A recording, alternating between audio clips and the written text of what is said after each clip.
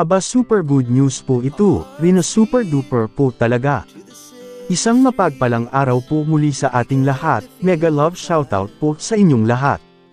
Kumusta po? Sana nasa maayos po tayong kalagayan ngayon saan man tayo naruroon ngayon, naway ingatan at samahan po tayong palagi ng Panginoon. Yes po, napaka super good news po talaga ito para po sa ating lahat na nagmamahal kay Rina. Sa mga magandang mga sinasabi ng kanyang suitor na si Teacher Jack ay talagang napakalaki ng kaibahan ni Rina ngayon kaysa noong una niya itong nakita. Salamat sa Diyos, konting-konti na lang po talaga at totally full recovery na ang ating mahal na Rina. At sabi pa nga sa blog ni Ate Rhoda ay after 2 months na follow-up check-up ni Rina sa kanyang doktor, napakagandang balita po ito talaga sa ating lahat mga Karina. Sana patuloy nyo pa din po ipag-pray ang ating mahal na Rina sa kanyang tuluyang kagalingan. Super duper na po talaga ang ating mahal na Rina, malaki na din ang improvement niya sa school. Salamat sa Diyos talaga dahil sa mga taong ginawang instrumento upang matulungan ang ating mahal na Rina. Kaya guys, sana patuloy po nating suportahan sila Kuya Val Santos, Matubang, Kalingap Rap, at ang lahat ng mga Kalingap partners. Idamay po natin sa pagsuporta si Rhoda Mix Vlog. At sana huwag nyo din po kalimutan ang Monkey Kong channel, at kung bago ka pa lang po sa channel ko, please paki-subscribe na lang po at paki-like and share na din po sa video kong ito. Muli maraming salamat po, good day and God bless everyone. Do you know Tom? Pusa. Ang galing. Tom and Jerry baga? Nanonood ka na, Rina? Is it your favorite? Yeah. Pag English ang tanong, English ang sagot, ano? Very good. Improvement niya. Simula po na nag-start kami ng tutorial class namin. Ibang-iba po yung kanyang improvement.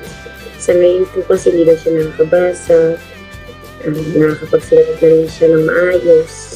Kasi yung maayos po, unlike dati, as in talagang parang ginuhit na lang.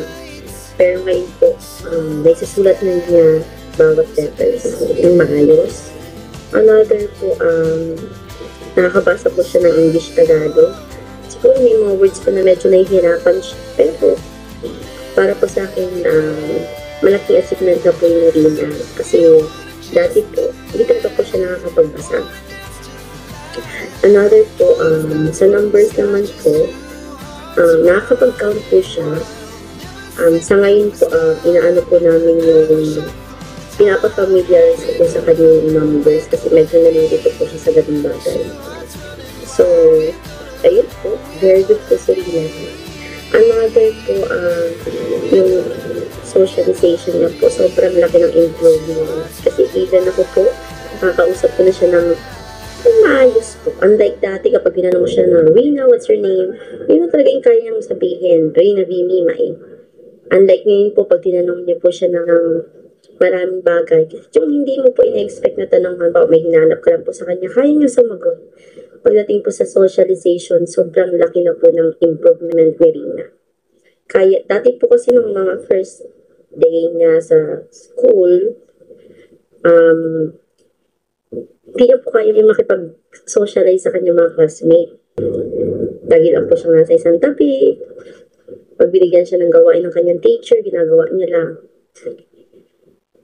Nagsusulat-sulat lang po. Although hindi pa po talaga siya marunong magsulat, talagang ginaganong-ganon niya lang po.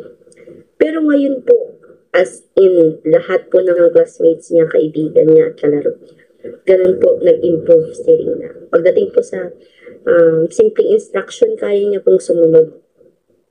Pag sinabi mong tawagin mo yung ganitong, tawagin mo si ganito, kaya niya pong gawin. Pag tinanong niyo po siya kung anong ginagawa noon, kaya niya rin pong sagutin. Most of the time, tinatanong ko po kung nasan si Mama Rhoda niya. Mr. Mama Rhoda, ang lagi niya po sagot sa akin, nagba-vlog. So, tama na po ang bawat sagot ni Rina. Unlike dati, kapag tinanong niyo po siya, talagang huwag kang mag-expect ng tamang sagot. Pero ngayon po, bawat tanong ko, tama ang sagot ni Rina. So, I can say po na malaki at sobrang laki po ng improvement ni Rina. So, naniniwala po ako na along the way po, mas mag-i-improve pa si Rina. Pagdating sa reading, sa writing, sa counting numbers, maging sa socialization. So, yun lang po muna siguro. So, abangan niyo po sa mga susunod na mga vlog ni Ate Rods, ni Ate Roda, yung improvement pa ni Rina. Kasi marami pa pong i-improve si Rina. Marami pa po, sobrang dami pa po. So yun lang po, maraming salamat po. God bless po.